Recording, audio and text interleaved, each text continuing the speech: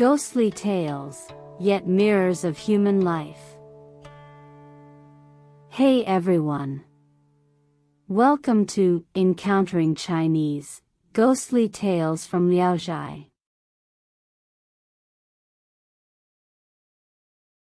Today, I'm going to tell you a story called Qing'e.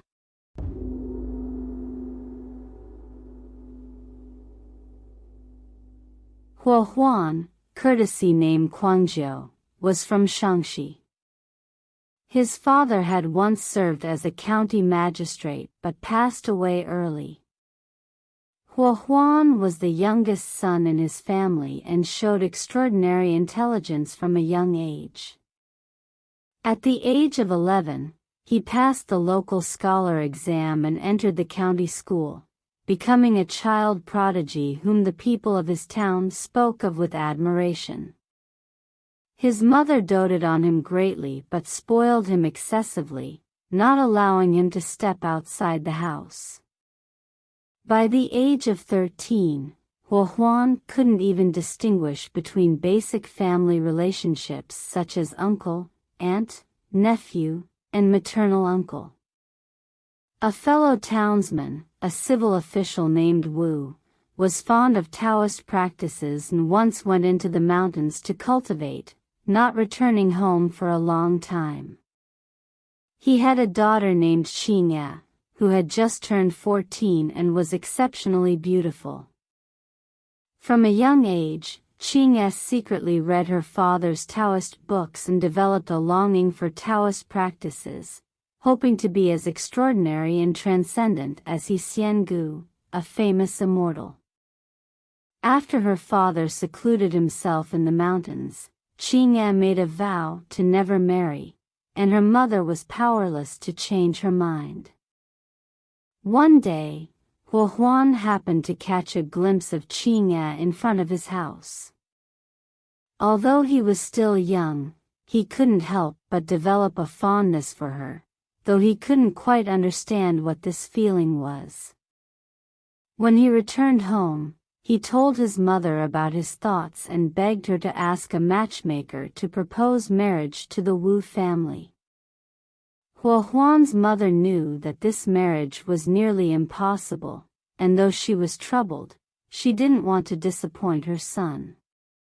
She found someone with connections to the Wu family and tentatively mentioned the matter, but, of course, there was no progress. From then on, no matter what Huan did, the image of Qing'e constantly appeared in his mind, and his heart grew increasingly restless, but he couldn't come up with any good solution.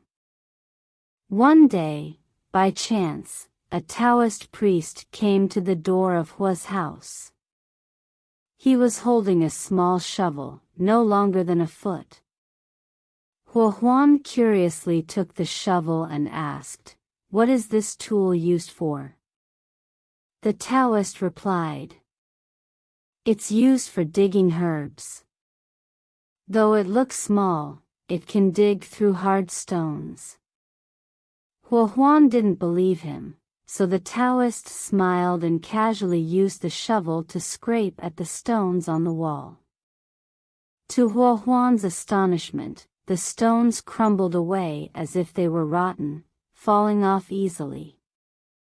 Stunned, Huan held the small shovel in his hands, reluctant to put it down. Seeing this, the Taoist smiled and said, "Since you like it, I'll give it to you." Huan was overjoyed and immediately took out money to reward the Taoist, but the Taoist politely declined and left without another word. Huan took the small shovel back home and repeatedly tried using it on bricks and stones.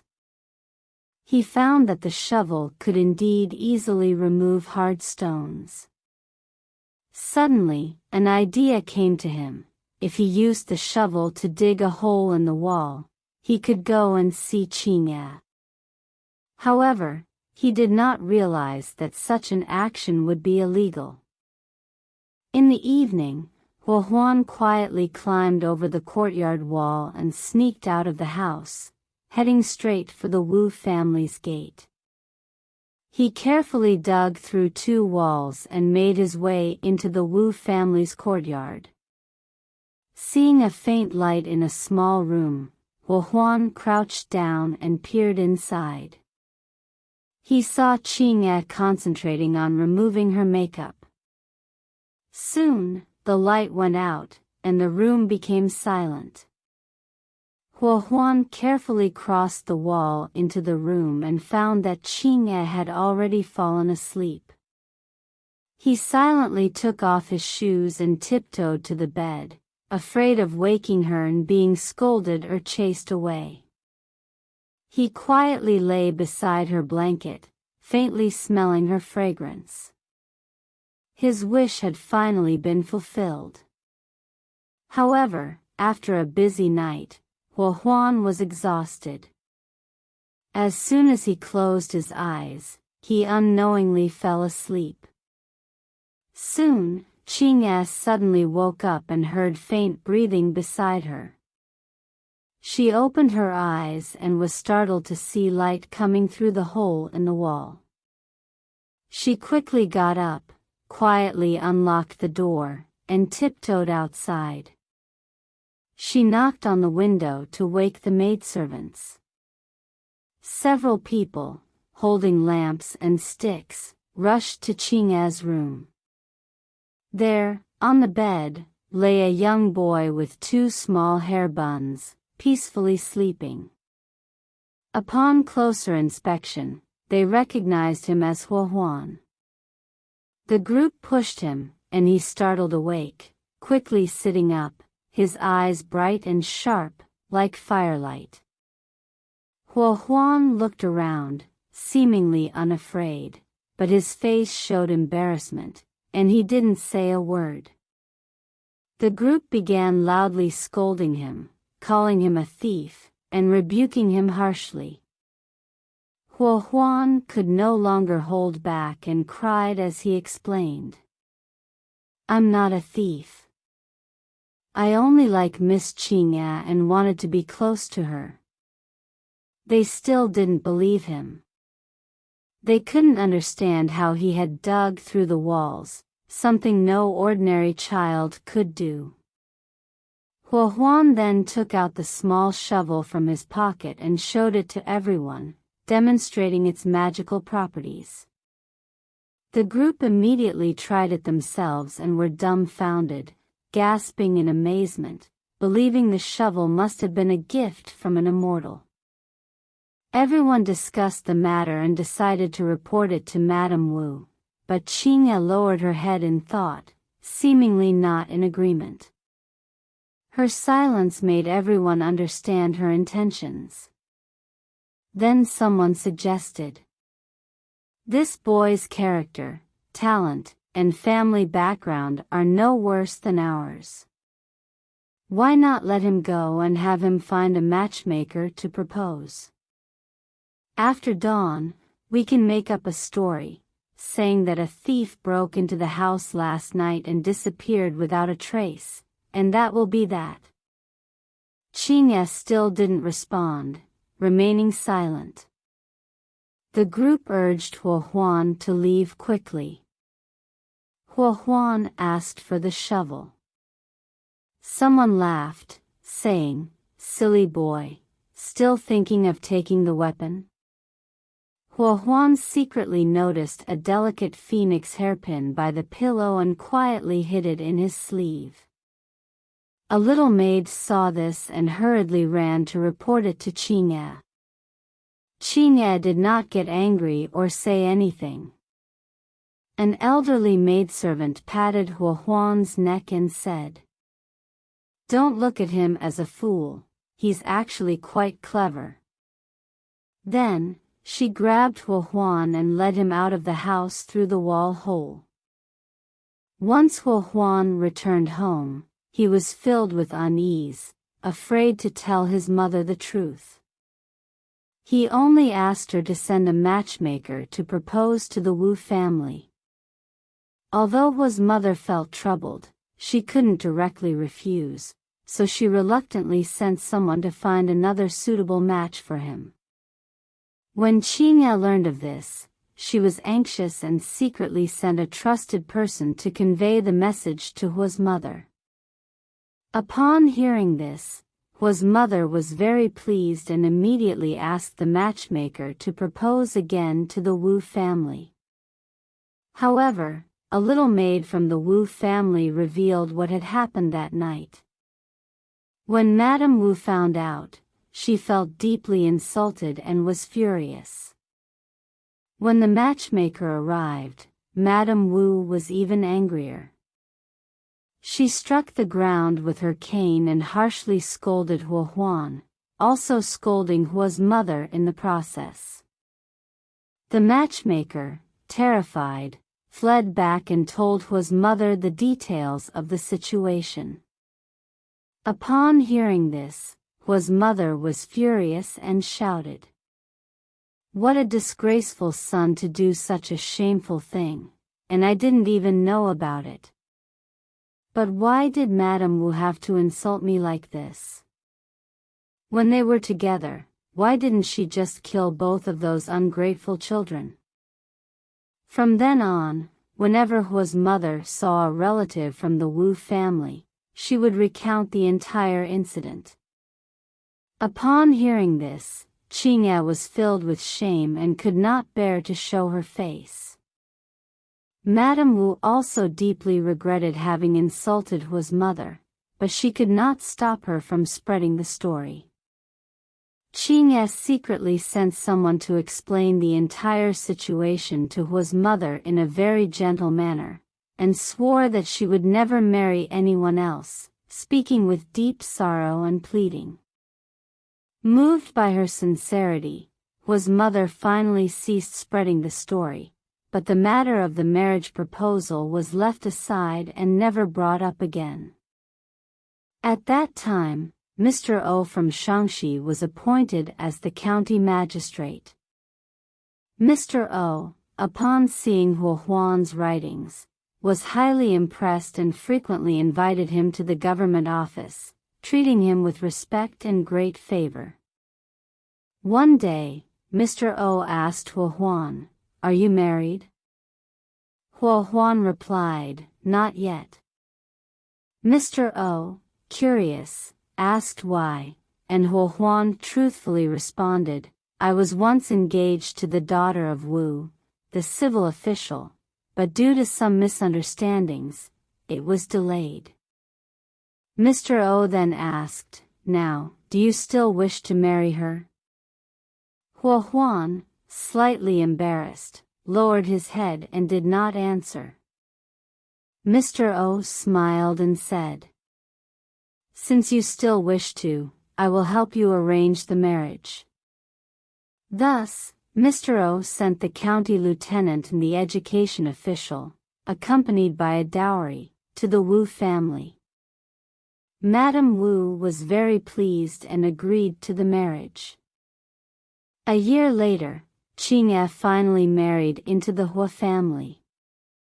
Upon entering the house, she saw Hua Huan's small shovel and coldly threw it on the ground, saying, "This is a tool for thieves. Throw it away." Hua Huan smiled and replied, "It is our matchmaker, we can't forget it." From then on, Hua Huan kept the small shovel with him, never leaving it behind. Qing'e was gentle and kind, usually silent and reserved. Besides greeting her mother-in-law 3 times a day, she spent most of her time sitting quietly in her room and rarely took care of the household chores. Only when Hua's mother went to a relative's house for mourning or celebrations would Qing'e personally take care of things, and she would handle the household matters in an orderly fashion. A little more than a year later, Qing'e gave birth to a son, named Hua Mengxian. She entrusted the care of the child to the wet nurse and servants, and did not seem to have a special attachment to him. After 4 or 5 years, Qing'e suddenly said to Huan, "Our marriage has lasted 8 years now. The day to say goodbye is getting closer, and the time we have to meet is getting shorter. What should I do?" Huan was shocked and asked her what had happened, but Qing'e remained silent. One day, after carefully dressing herself, Qing'e went to greet her mother-in-law, then returned to her room. Huan followed her into the room to inquire, only to find that she was lying on the bed, already dead. Upon seeing this, both Huan and his mother were heartbroken. They purchased a fine coffin for Qing'e and buried her. Hu's mother, now elderly, was gradually weakening in health. Every time she held her grandson, she would remember her late daughter-in-law, and the sorrow would overwhelm her, making her unable to express her grief. Eventually, her sorrow turned into illness, and she was bedridden. She refused to eat, only wanting to drink fish soup, but there were no fish vendors nearby, and the closest place to buy fish was 100 miles away. At that time, all the servants and horses of the Hu family had been dispatched elsewhere. Huan, being very filial, was deeply anxious when he saw his mother in such poor health. He decided to personally take money and travel day and night to buy fish. As he was on his way back, he reached a valley and found that the sun was nearly setting. Due to the long journey, Huan's feet were swollen and painful, and he could only limp slowly and painfully forward. Suddenly, an old man appeared from a distance and looked at Huan, saying, "Are your feet blistered?" Huan quickly nodded. The old man asked him to sit down, started a fire, and wrapped some medicinal powder in paper, lighting it to smoke Huan's feet. After a while, the old man asked him to try walking. To Huan's surprise, the pain had disappeared, and his feet felt much lighter. Huan thanked the old man repeatedly. The old man then asked, "Why are you in such a hurry?" Huan replied, "My mother is seriously ill and wants fish soup, so I am out to buy fish." He briefly explained the situation and also mentioned Qing'e. The old man asked, "Then why don't you remarry?" Huan shook his head and said, "I haven't found the right person." The old man pointed to a village in the distance and said, "There is a good girl living there. If you are willing, I can be your matchmaker." Huan replied, "But I'm in a hurry to get back and bring the fish to my mother. I don't have time right now." The old man smiled faintly and bowed his hands, saying, "If you have time, come to the village to find me. Just ask for old Wang's house, and the villagers will tell you where it is." With that, he turned and left. Huan returned home and made fish soup for his mother. After she drank it, within a few days, her illness improved. Then, as promised, Huan, along with a servant riding a horse, went in search of the old man. However, when Huan reached the place where he had said goodbye to the old man, he could not find the road to the village. He wandered around for a long time, until the sun began to set. The valley was complex, and the surroundings were unclear, preventing him from seeing far. Huan had no choice but to split up with his servant and try to find the village separately. However, the mountain road was rugged, and they could not ride their horses. As the light faded, Huan had to continue on foot. He carefully walked and looked around but was unable to find the village. When he decided to go downhill, he realized he had lost his way. Anxiety and frustration overwhelmed him, like a fire burning in his heart. As he was searching for a path through the wild grass, Huan suddenly lost his footing and fell from the cliff. Fortunately, a jutting stone platform a few feet below caught him. The stone platform was just large enough to hold Huan's body. He gazed at the bottomless abyss below him, filled with fear, yet he dared not move. Fortunately, there were some small branches at the edge of the cliff, acting like a railing to prevent him from falling. After a while, he noticed a small hole at his feet, and his heart leapt with joy.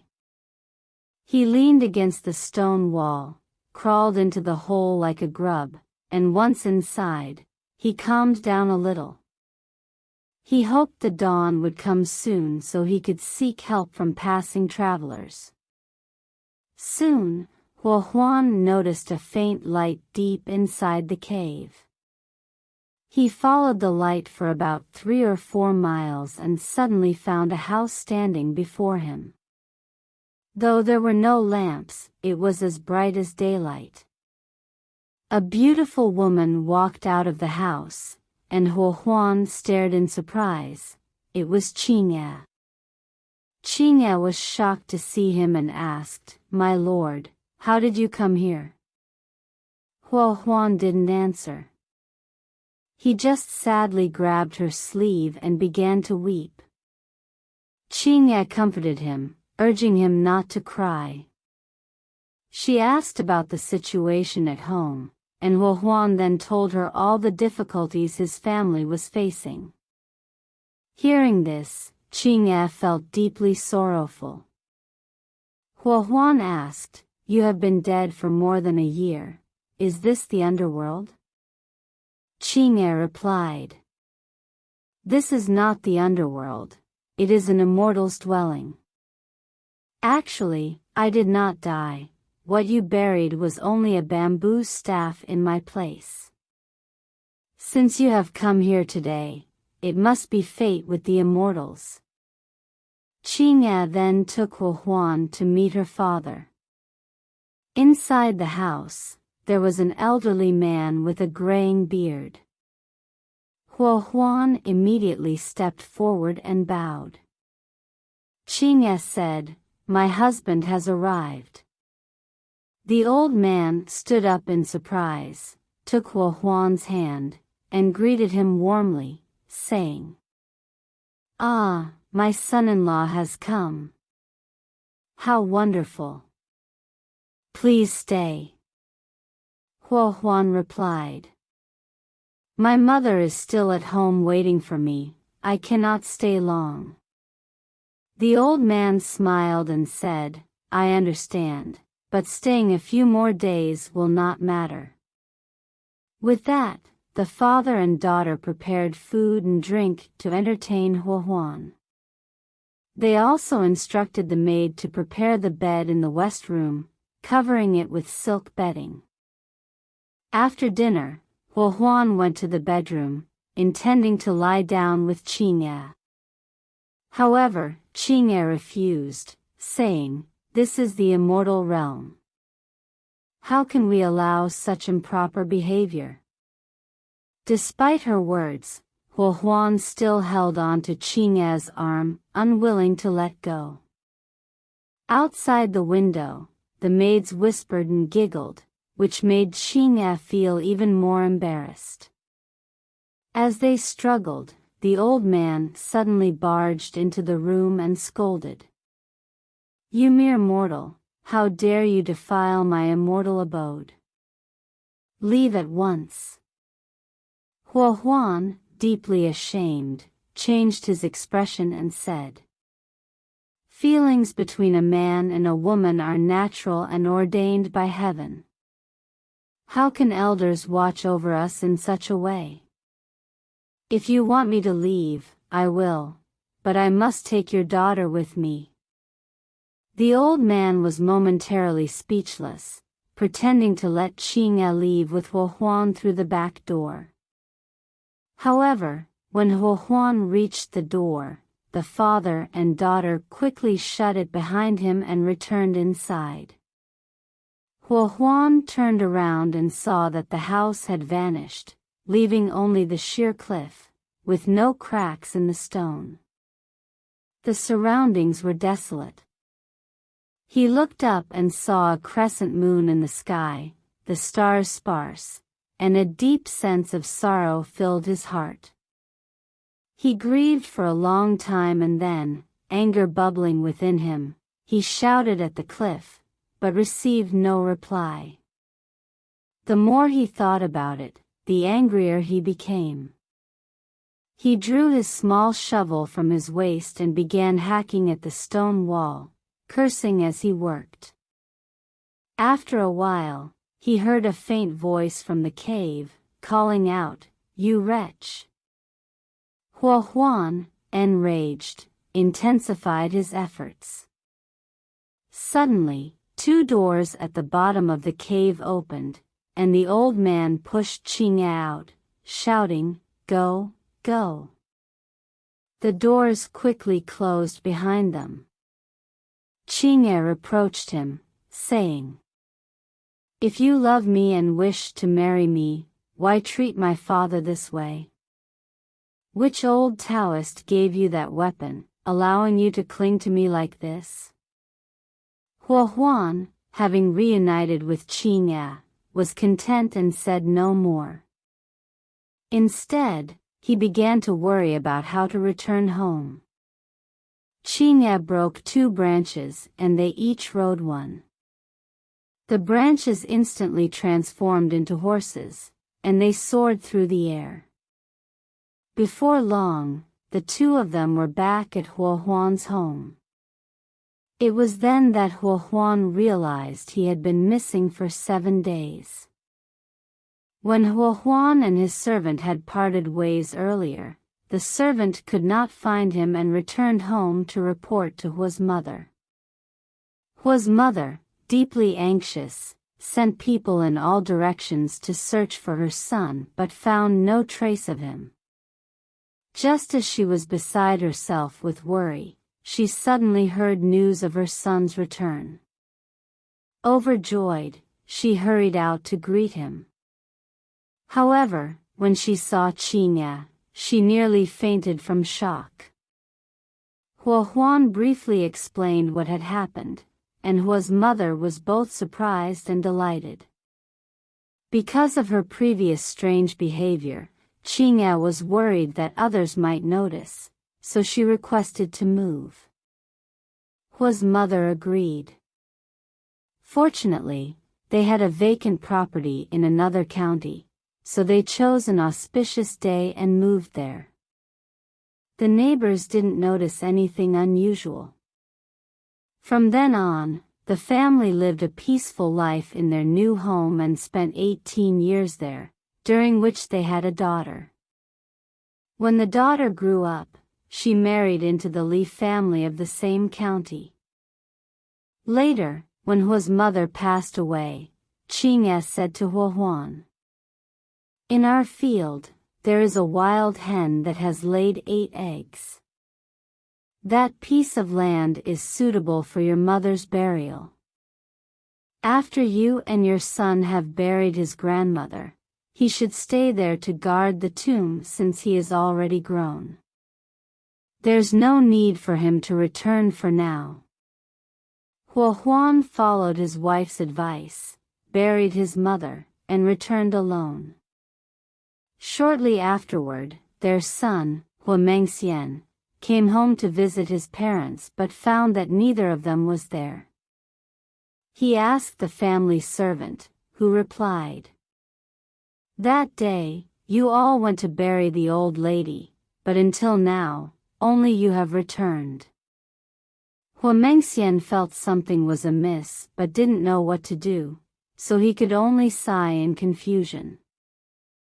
Hua Mengxian was exceptionally talented and known for his excellent writing, but he had always struggled with the imperial examination and had not passed by the age of 40. Eventually, he participated in the provincial exam in Shantian Prefecture as a promoted scholar. By chance, he encountered another examinee in the same examination hall. This examinee was about 17 or 18 years old and full of vitality, which made Hua Mengxian very fond of him. After looking at his examination paper, Hua Mengxian saw the name, Licentiate of Shantian Prefecture, Hua Zhongxian. Hua Mengxian was startled and widened his eyes. He immediately approached and introduced himself. Hua Zhongxian, equally puzzled, asked where Hua Mengxian was from. Hua Mengxian shared everything about himself, and Hua Zhongxian happily said, "So you are from the Hua family of Shangxi." My father had told me that if I ever met a Hua from Shangxi in the exam hall, I should treat them warmly. Today, I've finally met one. But it's strange, why do our names sound so similar? Hua Mengxian asked Hua Zhongxian about the names of his grandfather, great-grandfather, and parents. Upon hearing his answers, Hua Mengxian was immediately astonished and said, "The people you mention are exactly my family members." Hua Zhongxian, puzzled, replied, "But my parents' ages don't match with yours." Hua Mengxian explained, "Our parents are immortals, and they never grow old. Their appearance naturally doesn't show any signs of aging." He then proceeded to tell him the story of the past, and it was only then that Hua Zhongxian believed him. After the exam ended, the two of them, without taking a break, rode home together. When they reached the door, the servant came to meet them and reported, "Last night, both the master and mistress disappeared." The two were greatly shocked. Hua Zhongxian hurriedly entered the house and asked his wife. She said, "Last night, I was still drinking and chatting with my parents-in-law. My mother-in-law told me, 'You're still young and haven't experienced much. When your older brother returns tomorrow, I will be at ease.' But this morning, when I went into my mother-in-law's room to greet her, I found that both she and my father-in-law were gone." The brothers were heartbroken and could not stop stomping their feet in grief. Hua Zhongxian wanted to search for their parents, but Hua Mengxian believed it would be in vain and advised him to give up. Eventually, Hua Zhongxian passed the imperial examination and learned that their ancestor's tomb was in Shangxi, so he followed his older brother back to Shangxi. The two brothers still hoped that their parents were alive and searched for news about them, but they never received any information. At the end of the story, the author included a remark. Hua Huan, for the sake of his beloved wife Qing'e, actually broke through walls to enter her room and slept by her side. His infatuation was indeed a bit excessive.